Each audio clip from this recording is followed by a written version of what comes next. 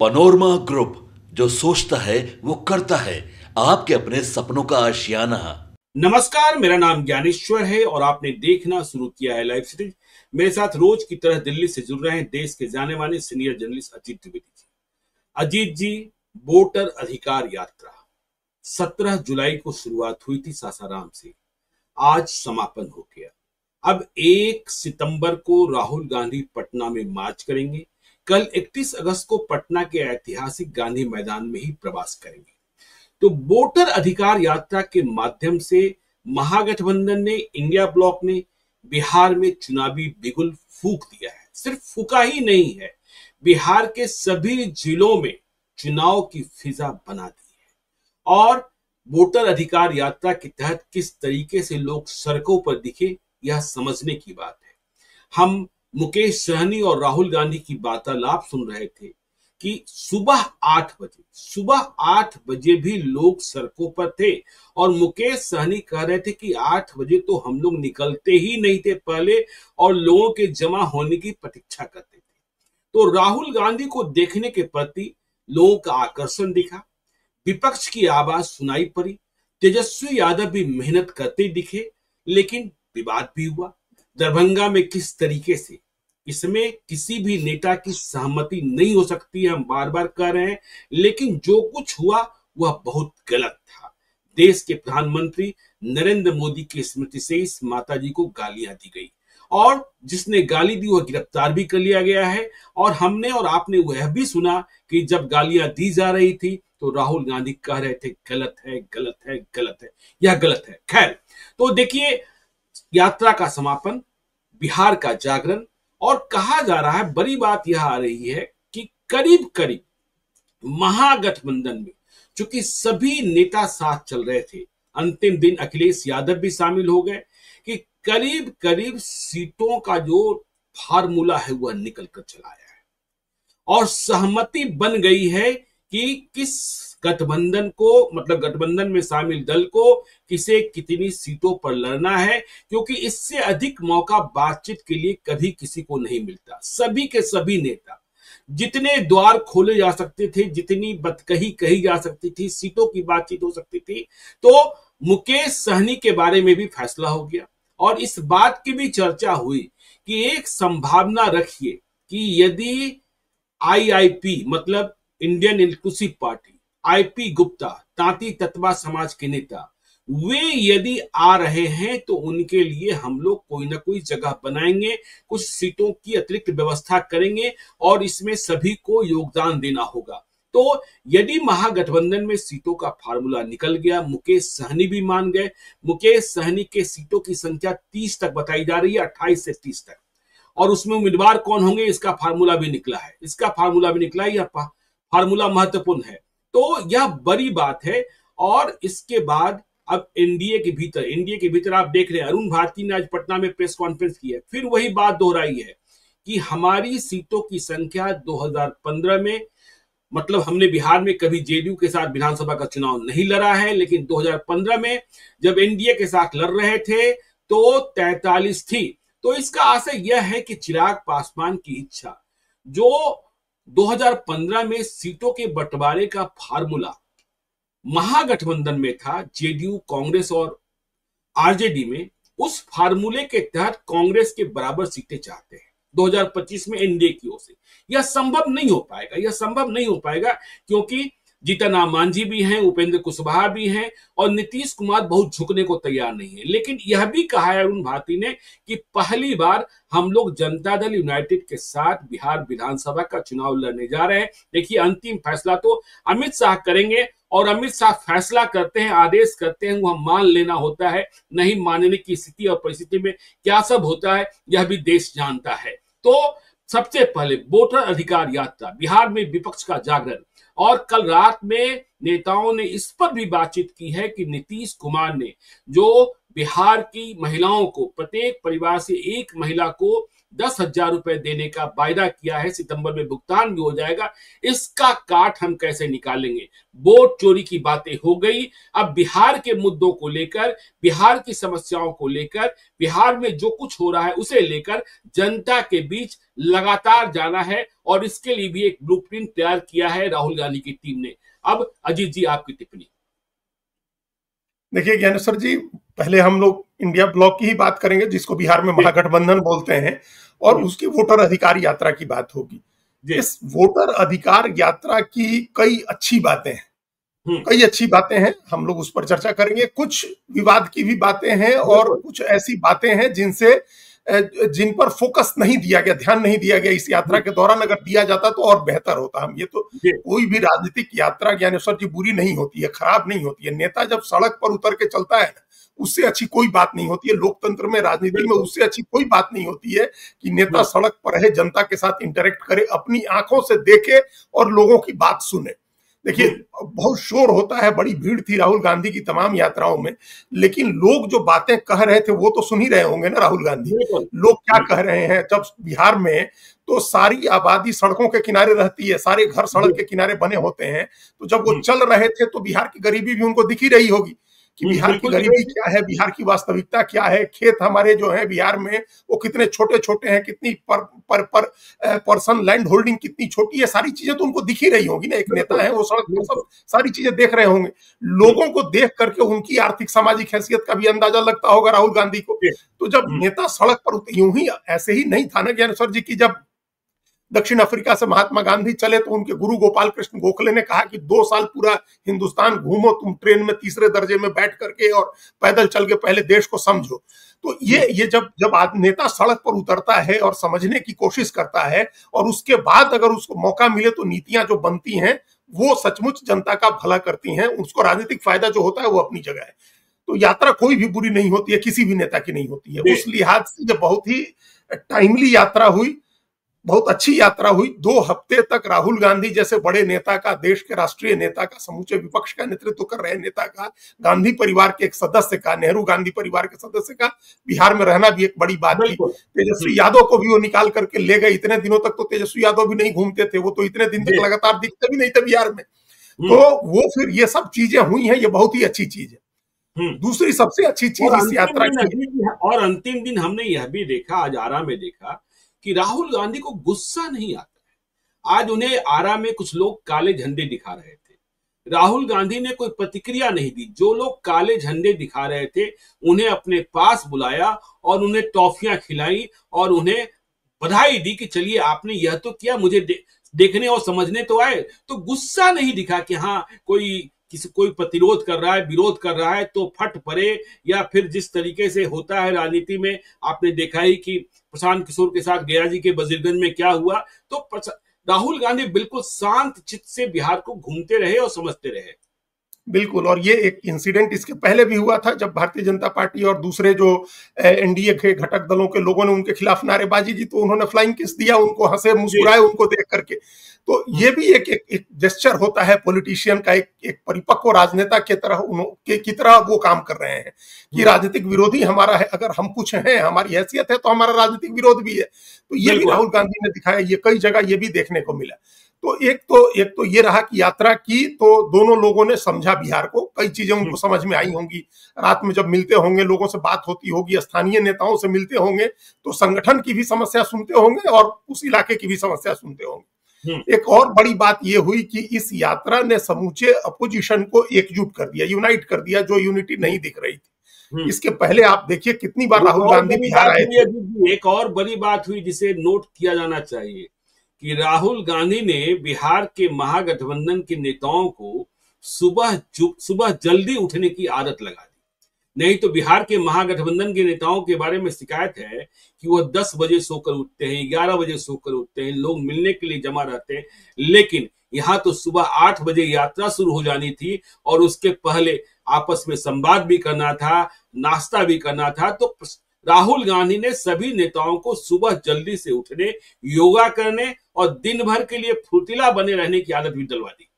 बिल्कुल बिल्कुल, वो तो आपने पहले ही कहा कि वो 8 बजे तो लोग भी नहीं निकलते थे, लेकिन अब इस यात्रा में 8 बजे लोग जुटने लगे थे। तो अपोजिशन की जो यूनिटी नहीं दिख रही थी, जो एकता नहीं दिख रही थी, हम लोग भी चर्चा कर रहे थे कि अपोजिशन की तमाम पार्टियां अपने अपने तरीके से अपनी अपनी राजनीति कर रही हैं, सारी पार्टियां अपने अपने दावे कर रही हैं, अपना एजेंडा सेट कर रही हैं, और इधर उधर की बातें भी एक खासतौर से मुकेश सहनी को लेकर के भी सुनने को मिल रही थी। लेकिन अब ये तमाम नेता एकजुट हो गए, तमाम नेता एक खुली गाड़ी पर दिखाई दिए, एक साथ दिखाई दिए। तो ये जो अपोजिशन की एकजुटता है, इसकी बड़ी जरूरत थी वहां। जैसे राहुल गांधी आते थे, इसके पहले जब वो गए बिहार, तो हम लोग चर्चा करते थे, जितनी बार बिहार आते थे, तो चाहे वो अंबेडकर छात्रावास का उनका कार्यक्रम हो, या जगलाल चौधरी की जयंती का कार्यक्रम हो, या पलायन रोको नौकरी दो यात्रा हो, हर बार जब वो गए तो बिल्कुल अकेले किया। कांग्रेस का सोलो शो होता था, कांग्रेस अपना शो करती थी, तेजस्वी यादव अपनी राजनीति कर रहे थे, मुकेश सहनी अपना कन्वेंशन अलग कर रहे थे। इस बार सारे नेता एक प्लेटफॉर्म पर आए, एक साथ आए, खुली जीप में हम लोगों ने देखा कि राहुल गांधी के साथ तेजस्वी यादव भी हैं, मुकेश सहनी भी हैं, दीपांकर भट्टाचार्य भी हैं, और राजेश राम भी हैं। राजेश राम को जो तरजीह मिली है, वो तीसरी महत्वपूर्ण बात है इस पूरी यात्रा की। जो इस यूनिटी बनाने के बाद, इस जो एक यूनाइटेड फेस जो पेश किया बिहार के लोगों के सामने, ये इसलिए जरूरी होता है, और या जरूरी था ज्ञानेश्वर जी, क्योंकि कई बार ऐसा होता है कि लोग वोट देना चाहते हैं, लोगों को लगता है कि हम इसके साथ जुड़े, जो बदलाव चाहने वाले लोग हैं, लेकिन उनको यकीन नहीं आता है कि ये लोग जीत पाएंगे कि नहीं जीत पाएंगे। कई बार ये लगता है कि ये लोग साथ में रह के लड़ भी पाएंगे कि नहीं लड़ पाएंगे, इनमें कहीं आपस में तो झगड़ा नहीं हो जाएगा। ये भरोसा भी अब दिलाया उन्होंने अपने कार्यकर्ताओं को भी। निश्चित रूप से कार्यकर्ताओं में एक एकता अलग बनी होगी। हमने किसी को, अखिलेश सिंह भी साथ दिखी गए, लगातार दिखे, हर जगह अखिलेश सिंह साथ दिखाई दिए, तमाम कांग्रेस के नेताओं के साथ वो साथ में दिखाई दिए, और सोशल मीडिया में भी उनकी सक्रियता लगातार दिखी। वो अपडेट देते रहे उस यात्रा के बारे में, और एक हमने कहीं सोशल मीडिया में पढ़ा, और उसके बाद हमारी दो एक लोगों से बात हुई, जो आपने भी मार्क किया कि इस बार इस बात के लिए कोई झगड़ा नहीं हुआ, झंडे को लेकर के कोई झगड़ा नहीं हुआ। किसी पार्टी का वर्कर किसी पार्टी का झंडा लेके चल रहा था। ये जरूरी नहीं है कि ये आरजेडी के समर्थक है तो इनके हाथ में हरा झंडा होगा, हो सकता है कि उनके हाथ में कांग्रेस का झंडा हो सकता है, उनके पास लाल झंडा होगा। कांग्रेस वालों ने राजद का झंडा उठा लिया, राजद वालों ने कांग्रेस का झंडा उठा लिया, वीआईपी वालों ने भी, चाहे जिसका मतलब झंडा, इंडिया ब्लॉक का झंडा उठा, हाँ, इंडिया ब्लॉक का झंडा हो गया। वो सारे झंडे मिल गए आपस में, सारे रंग मिल गए। हरा रंग भी था उसमें, लाल रंग भी था, केसरिया भी था, सफेद भी था, नीला रंग भी था, ये सारे रंग मिल गए। तो ये इसके लिए कितनी मेहनत की एनडीए ने, आप सोचिए एनडीए को कितनी मेहनत करनी पड़ी। हर जिले में अपने 5 प्रदेश अध्यक्षों को घुमाना पड़ा एक कोऑर्डिनेशन के लिए, और यहाँ एक बैठे बिठाए 15 दिन में एक कोऑर्डिनेशन बन गया। और जब कार्यकर्ता ये समझने लगे, अगर आरजेडी का कार्यकर्ता समझने लगे कि कांग्रेस भी हमारी पार्टी है, और कांग्रेस वाले समझने लगे कि विकासशील इंसान पार्टी हमारी पार्टी है, तब तो फिर क्या, इससे बेहतर कोऑर्डिनेशन क्या हो सकता है। तो ये भी एक बड़ी एक अच्छी बात हुई इस यात्रा में कि कोऑर्डिनेशन दिखा, लोगों में एकजुटता दिखी, और नेताओं के साथ साथ वर्कर्स के बीच में भी वो डाउन द लाइन वो एकजुटता, वो यूनिटी का मैसेज गया। भाई जीप में चढ़ के नेता तो कभी भी घूम सकता है साथ में, और कभी भी जीप से उतर सकता है। कार्यकर्ता इतनी जल्दी जीप में न सवार होता है न उतरता है। कार्यकर्ता को अपने साथ ले आना एक मुश्किल काम होता है, कठिन काम होता है। वो काम हो गया, सारे नेता जीप पर थे और कार्यकर्ता सड़क पर किसी का भी झंडा लेके चल रहे थे, किसी पार्टी का। तो ये एकजुटता जो नेताओं के साथ साथ वर्कर्स में बनी, ये भी एक बड़ी बात है इंडिया ब्लॉक के लिए। एक और बड़ी बात हुई, एक और महत्वपूर्ण बात ये हुई कि जिन दो लोगों से दूरी की बात होती थी हमेशा कि ये दो लोग कांग्रेस, कैसे कांग्रेस के ये दो लोग एडजस्ट होंगे आरजेडी के साथ, वो दोनों लोग देखिए कितने कितने सहज तरीके से एडजस्ट हो गए, पप्पू यादव भी और कन्हैया कुमार। बिल्कुल। और इसकी शुरुआत यात्रा के पहले, इसका मतलब इसकी बातचीत होकर के सारी तैयारी हो गई थी। तभी सासाराम में जिस दिन यात्रा की शुरुआत हुई जिस रैली से, उसी दिन ये यूनिटी एकजुटता ये भी दिख गई। पप्पू यादव लालू यादव से मिले, लालू यादव का उन्होंने आशीर्वाद लिया, और उसके बाद तो सीमांचल में जो हुआ वो तो हम लोग बात कर ही चुके हैं कि उन्होंने तेजस्वी यादव को जननायक कहा। तो वो पप्पू यादव भी एडजस्ट हो गए। देखिए वो कमजोर कड़ी थे आरजे, मतलब इंडिया ब्लॉक की कमजोर कड़ी इस नाते कि अगर उनको साथ नहीं लेते तो लोकसभा चुनाव की तरह का माहौल हो जाता है सीमांचल में। वो अगर उनको हो सकता है वो कांग्रेस के साथ रहते, लेकिन अगर वो मन से इंडिया ब्लॉक की मदद नहीं करेंगे तो उस इलाके में इंडिया ब्लॉक नहीं जीतेगा। मतलब अगर आप 10 जीतना है तो आप 2 जीतिएगा, आपका परफॉर्मेंस बहुत खराब हो जाएगा। तो ये उस जो आपने उस एक लूप होल था उसको भर दिया। कन्हैया कुमार के रूप में आपको एक यूथ आइकॉन और बढ़िया एक वक्ता, एक कमिटेड लीडर की आपको एक तलाश थी, वो तलाश भी पूरी हो गई, जो अगड़ी जाति का भी हो और जिसकी फॉलोइंग हर जाति में हो, मुसलमान में भी और पिछड़ी जाति में भी, दलित में भी। तो एक और इस यात्रा की ये भी एक बड़ी उपलब्धि हुई कि आपने उन दो लोगों को भी उसको भी, वो जो सलवट थी उसको भी आयरन आउट कर दिया आपने, बराबर कर दिया। वो अच्छी बात है, ये भी एक यात्रा की अच्छी बात रही। बिल्कुल। एसआईआर के मुद्दे पर एक जो नैरेटिव बनाना था वोट चोरी का, अपने कम से कम अपने समर्थकों के बीच में इंडिया ब्लॉक ये स्टैब्लिश करने में कामयाब रहा कि वोट चोरी होती है और सजग रहना है, जागरूक रहना है।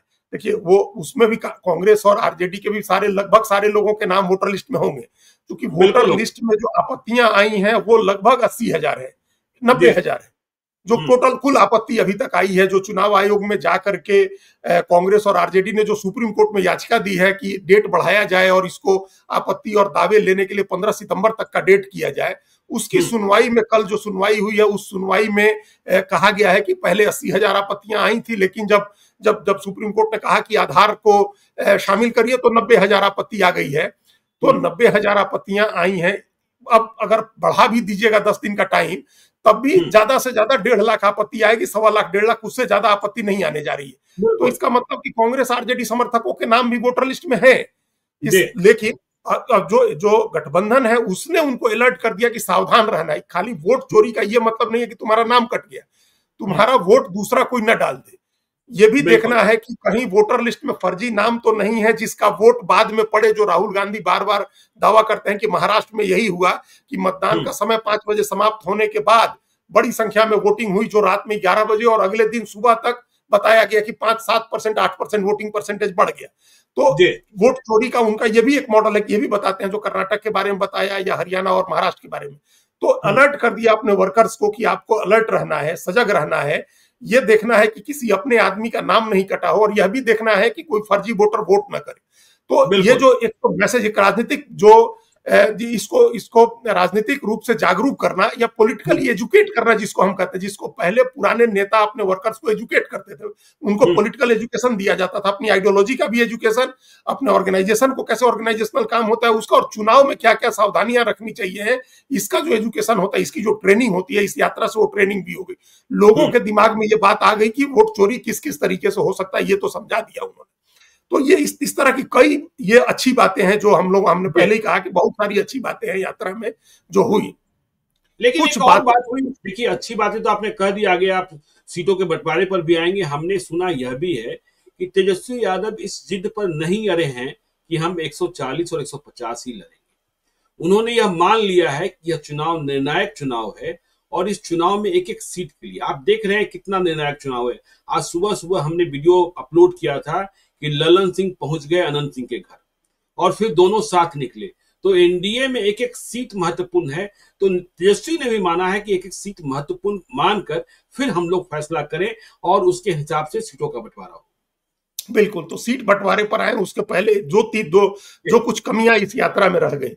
एक कमी तो ये रही कि एक डिसिप्लिन जिसकी जरूरत थी, अगर वो डिसिप्लिन मेंटेन किया जाता तो दरभंगा में यह घटनाक्रम नहीं होता जो हुआ है। और सबको पता है कि प्रधानमंत्री स्वयं, उनकी पार्टी के दूसरे बड़े नेता अमित शाह और पूरी पार्टी की जो आईटी सेल है वो ऐसे मौके की तलाश में रहती है। एक बात कही कि सिर्फ प्रियंका गांधी वाड्रा ने उत्तर प्रदेश उस समय चुनाव में, कि लोकसभा चुनाव में, कि नीची राजनीति कर रहे हैं नरेंद्र मोदी, और उसको ऐसा मुद्दा बना दिया गया कि उन्होंने कहा कि हम नीची जाति के हैं, इसलिए हमारी राजनीति को नीची राजनीति करके और समूची नीची जातियों को अपमानित किया जा रहा है। तो बीजेपी इस तरह से नैरेटिव सेट करती है, बीजेपी इस तरह से लोकप्रिय विमर्श में ले जाती है चीजों को। तो एक डिसिप्लिन जिसकी जरूरत थी उसकी एक कमी दिखी। अगर होता ये नहीं होना चाहिए था। दूसरी बात, अभी बहुत सारे लोग हमारी इस बात से असहमत हैं, क्योंकि हमारी कोई 50 लोगों से इस मुद्दे पर बात हुई है, और हम एकदम फर्म हैं इस बात को लेकर के कि राहुल गांधी को माफी मांगनी चाहिए थी इस बात के लिए। भले राहुल गांधी ने नहीं कही, भले उनके किसी पार्टी के किसी पदाधिकारी ने नहीं कही है, लेकिन आप इसे छोटे थोड़े हो जाएंगे। किसी की माँ को गाली दी गई और आपने इसके लिए माफी मांग ली, तो इसे आप छोटे थोड़े हो गए। माफी मांगना और माफ कर देना, क्षमा करना तो हमारे यहाँ का सबसे बड़ा मूल्य माना जाता है। तो ये इससे आप बड़े हो जाते, आप उनकी माता जी के प्रति अपने श्रद्धा सुमन अर्पित करते, उनको श्रद्धांजलि देते, और आप कहते कि हम माफी मांगते हैं। भाई हम अब एक बात और बता दें आपको, यहाँ जो अपने बहुत सारे लोग जानते ही होंगे, महात्मा गांधी के समूचे आंदोलन में 1000 लाख आदमी जहां शामिल होता था, वहां भी अगर इस तरह की एक भी गलती हुई तो महात्मा गांधी उपवास करते थे उसकी गलती की माफी के लिए। बिल्कुल। महात्मा गांधी ने नहीं किया होता था, महात्मा गांधी वर्धा या साबरमती के आश्रम में रहते थे, और गलती अगर लखनऊ में हुई है तो वर्धा या साबरमती में महात्मा गांधी उपवास करते थे। तो राहुल गांधी के लिए ये बड़ी बात, बहुत मतलब बड़ी छोटी बात थी कि आप कह देते कि हम इसके लिए एकदम तहे दिल से माफी मांगते हैं, हम अपनी जिस तरह माँ का सम्मान करते हैं वैसा ही सम्मान हम नरेंद्र मोदी की माँ के लिए भी मानते हैं। ये बातें उसी समय खत्म हो जाती। लेकिन यहाँ क्या हुआ, यहाँ उल्टा हो गया। आप जस्टिफाई करने लगे इस चीज को कि प्रधानमंत्री भी तो ऐसा कहे थे सोनिया गांधी के बारे में, प्रधानमंत्री भी तो ऐसा कहे थे मैं सुनंदा पुष्कर के बारे में, या ममता बनर्जी के बारे में, या रेणुका चौधरी के बारे में नहीं कही थी, किसी ने माँ बहन की गालियां नहीं दी थी।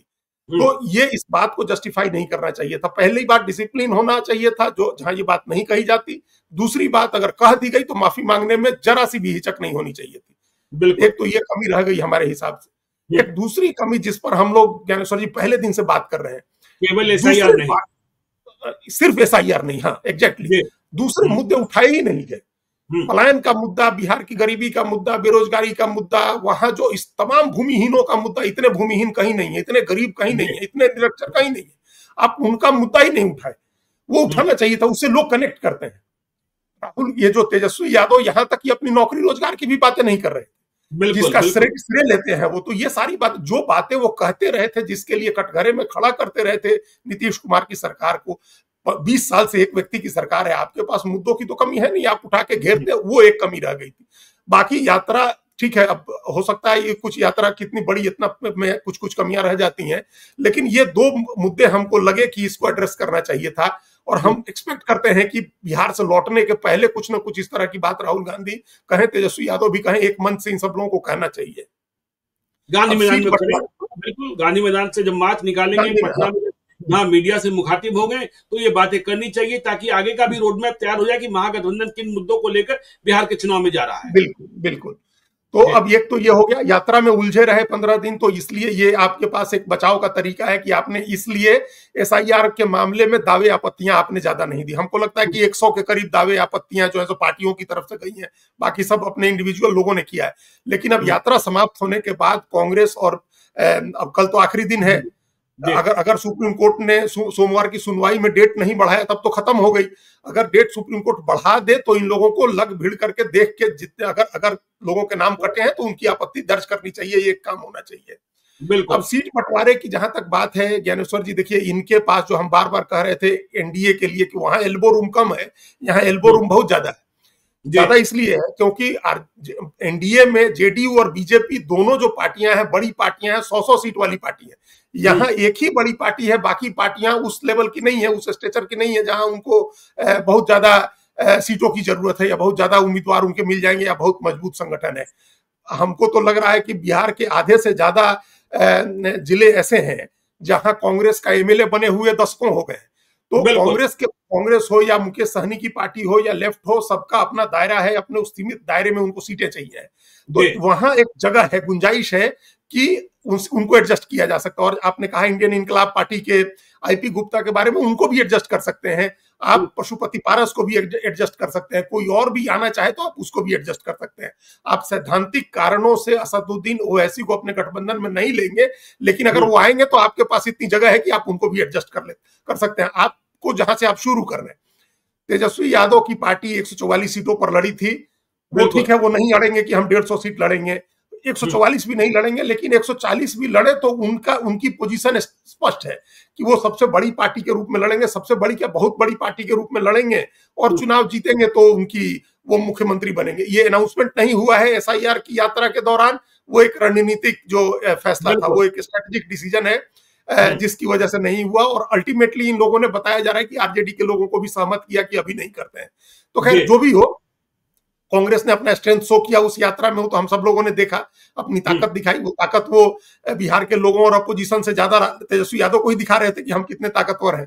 तो वो सब हो गई। अब सीटों के बंटवारे में उस ताकत का दुरुपयोग न करे राहुल गांधी। आपने ताकत का प्रदर्शन तो कर दिया कि आप बाहुबली हैं, आपके बुलावे पर स्टालिन भी आ रहे हैं, आपके बुलावे पर अखिलेश यादव भी आ रहे हैं, आपके बुलावे पर 3 मुख्यमंत्री आए, सिद्धारमैया भी आए और रेवंत रेड्डी भी आए, सब कितने चार्टर्ड, सुखविंदर सिंह सुक्खू आए, कितने चार्टर्ड उतरे बिहार में। तो ये सब आपने ताकत दिखा दी।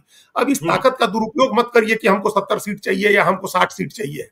जितनी सीटें आप सामूहिक बातचीत में जो जितनी सीटें बनती हैं उतनी सीटें लेकर के अगर कांग्रेस लड़े, देखिए कांग्रेस 43 सीट लड़ी थी ज्ञानेश्वर जी और 27 जीत गए थे, और फिर आप 70 लड़े तो 19 जीते, तो इसमें बेटर प्रोपोजिशन कौन है कि आप 50 ऐसी सीटें लें जिसमें से 30 जीत सकते हो, ऐसी सीट चुनिए, ऐसी सीटों पर सहमति बनाइए, क्वालिटी सीट लीजिए। कैंडिडेट जहां नहीं है वहां खुले दिल से आप आरजेडी से कहिए कि आपका मजबूत कैंडिडेट है, हमारे सिंबल पर चुनाव लड़ जाए। तो बिल्कुल जब एकजुटता होती है और किसी तरह का पूर्वाग्रह दुराग्रह मन में नहीं होता है नेताओं के, तो इस तरह से बातें होती है, इस तरह से सहज तरीके से सुलझा लिया जाता है।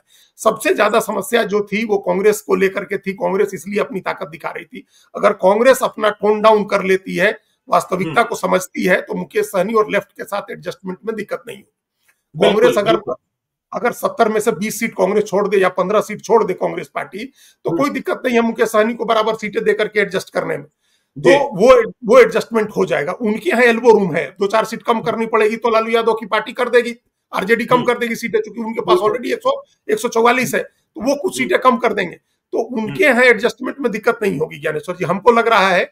और ये सहमति मुकेश सहनी ने भी बना ली है कि भाई देखिए हमसे अधिक, चाहे 2 हो, 4 हो, 5 हो, अधिक सीटें माले की होगी और फिर हमारी सीटें होगी। मतलब number 1 RJD, number 2 Congress, number 3 माले और नंबर 4 मुकेश सहनी। नहीं, नंबर 3 माले या पूरा लेफ्ट अलायंस? नहीं, आप वो वही मान लीजिए ना, पूरा लेफ्ट अलायंस। जैसे पूरे लेफ्ट अलायंस को पिछली बार 29 सीटें मिली थी जी, हाँ, माले को 19 सीटें थी और 6 सीपीआई को, 4 सीपीएम को।